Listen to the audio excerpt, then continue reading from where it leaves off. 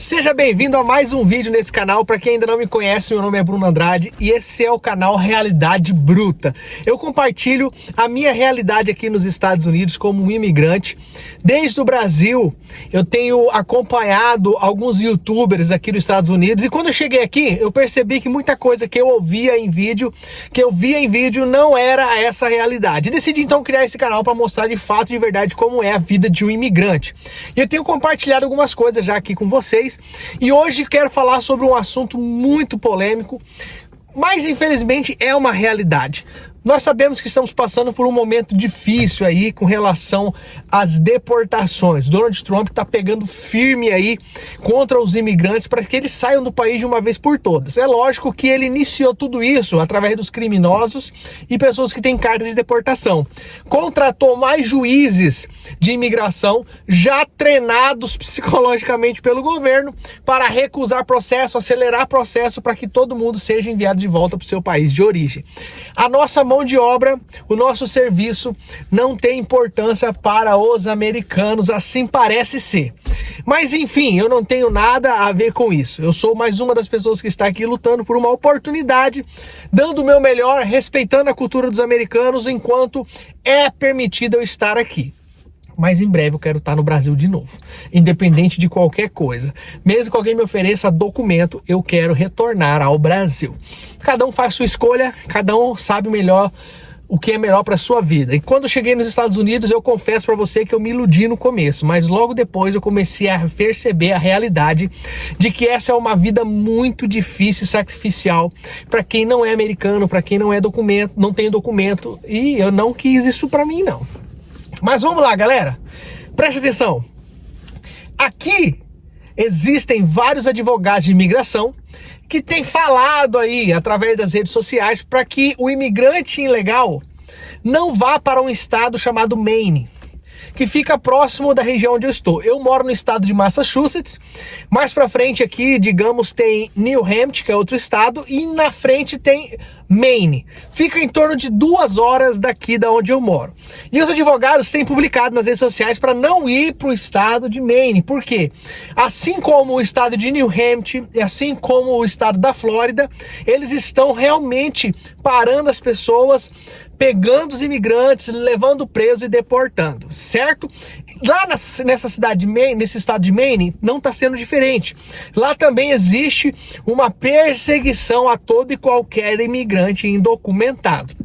Quero que você me entenda bem. Quando eu falo perseguição, é porque o governo e a população americana de lá não gostam de imigrantes, eles são anti-imigrante. Independente do seu status, imigrante não é bem-vindo. Infelizmente é uma realidade, me desculpa. E aí a polícia está parando vans de trabalho, pessoas que têm placa de outro estado, conferindo ali se são imigrantes ilegal. E os advogados estão alertando para não ir para lá, mesmo que você não tenha recorde criminal, mesmo que você não tenha carta de deportação, mesmo que a sua vida esteja, entre aspas, a caminho da legalidade, evite ir para esse estado que fica com a divisa do Canadá. Maine e Canadá são colados, certo? Agora o que acontece? Mesmo assim, com todo esse aviso, existem muitos imigrantes que estão indo lá trabalhar.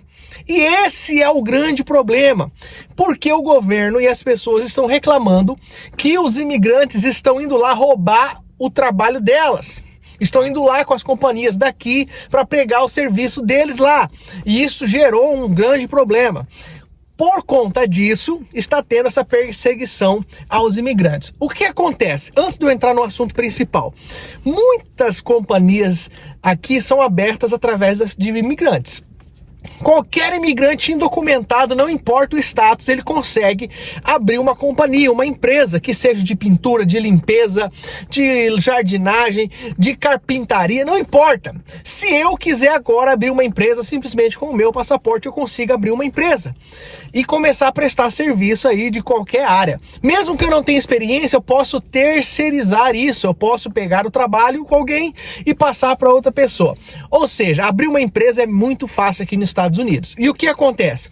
Muitos imigrantes vêm para cá, aprendem o trabalho, que não é errado, se especializa na pintura, na carpintaria, no landscape, e o desejo de muita gente é crescer, é viver esse sonho americano, e o único jeito é você conseguir se tornar dono do seu próprio negócio, porque ficar vendendo a sua hora não vai te levar a lugar nenhum. Infelizmente, você não vai conseguir viver a abundância financeira. Enfim, muitos aí abrem companhia, não só brasileiros, como hispanos e de outros lugares do mundo, mas eu vou falar dos brasileiros. Os brasileiros vêm, abrem as companhias aqui, montam a companhia de pintura, de carpintaria e começam a entrar no mercado competindo com os americanos, ok? Até aí tem problema? Não tem problema. Só que o que acontece? O que as pessoas estão reclamando? Que os imigrantes que vêm para cá cobram o preço muito abaixo do mercado, muito abaixo do que seria justo também, para poder ter serviço, para poder pegar serviço. Isso prejudica o americano que está aqui, que paga todos os impostos, que é americano e etc. Perde o serviço por conta do valor muito baixo que o brasileiro cobra. Eu vou dar um exemplo para vocês. Esse é um exemplo que eu vi, certo? Uma pessoa que eu conheço fez um orçamento com uma companhia americana para pintar a sua casa do lado de fora, externo, ok? Essa pessoa da companhia americana cobrou $15 mil para fazer o serviço e deu um prazo para ela de 3 dias ou 4 dias para finalizar. Ela foi em outra companhia cobrou em torno de $8 mil para fazer. Aí ela conheceu uma companhia de brasileiro, o brasileiro foi lá, deu uma olhada e falou: não, eu te cobro $5 mil. Com quem que essa pessoa fechou? Com a de $5 mil.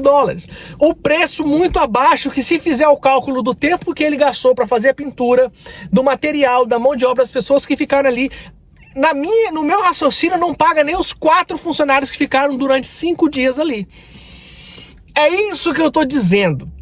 Eu não digo que é errado você ter um preço competitivo, mas eu não acho certo a pessoa pegar um preço que deveria ser justo e jogar lá embaixo só para ter o serviço, e nem essa pessoa ganha. Ninguém ganha. O único que sai ganhando é o dono da casa que pagou baixo o valor.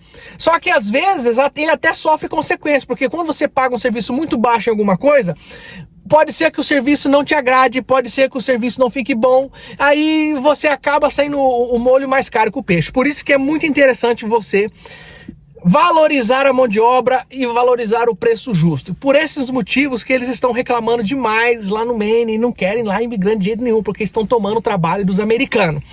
Esse é um fato. Agora, o que aconteceu foi que uma família de brasileiros foram no Maine, dar uma volta ali por aquele rumo ali, se eu não me engano tem algumas montanhas por ali que o pessoal gosta de esquiar, e ali fica divisa com o Canadá. Se você não prestar atenção, você acaba entrando no Canadá. E foi o que aconteceu com essa família andando na cidade no GPS, entraram numa rua, quando foram perceber, eles estavam no Canadá. Você acredita? É isso mesmo. E para voltar para os Estados Unidos, não teve como mais, eles não conseguiram entrar. Eram imigrantes, não tinham documento, não tinham visto, eles estavam em processo de asilo nos Estados Unidos. Enquanto eles estavam aqui, estavam tranquilos, tinham o Social Security, o Permit to Work para trabalhar. Mas a partir do momento que eles atravessaram, eles não conseguiram voltar mais, e aí perderam tudo que estava aqui, não conseguiram nem entrar na casa de novo. Do jeito que eles estavam ali, eles tiveram que continuar no Canadá e pedir para outra pessoa que conhece aqui poder desfazer os bens dele, resolver as coisas deles, e eles começaram a vida nova no Canadá.